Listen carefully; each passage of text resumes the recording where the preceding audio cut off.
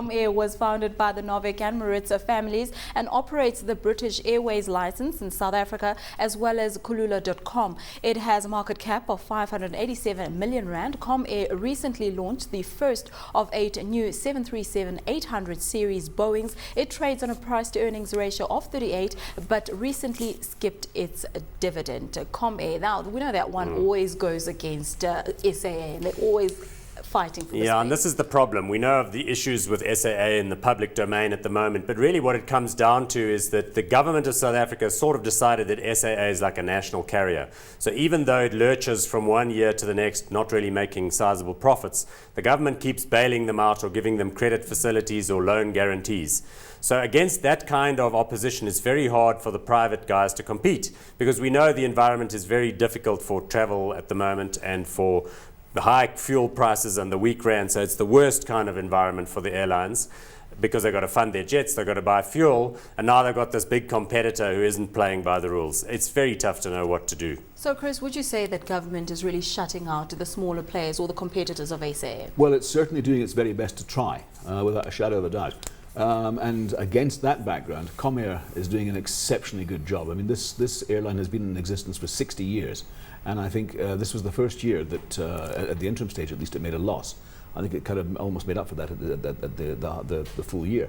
But nevertheless, I mean, this is a company that you look at, I mean, in terms of its technical expertise, in terms of its dedication to the job, it's scarcely matched anywhere else. But, you know, they have a tough time against a very heavily entrenched competitor with seemingly endless pockets. So what are you doing with this one, Paul, right now? Look, I'm quite sympathetic. So the Novik family that built this thing up, you know, they have, again, as Chris says, done a super job over the years. I always try and support them when I fly.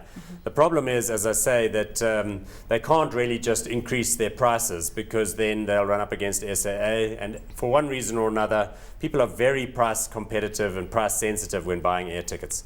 I don't know, it always amazes me. You know, people will spend thousands of rands on jewelry for their wives or on a new set of golf clubs.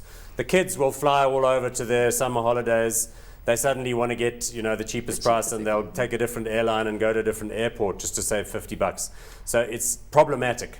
It's hard to know where they're going to go from here. The one thing I will just note about Comair is they've got a 20% roughly shareholding from Bidvest now. Brian Joffe has for years wanted to get into the air traffic business. In fact, I understand that they are, and Bidvest has always been keen to try and buy SAA, but government has told them to go away.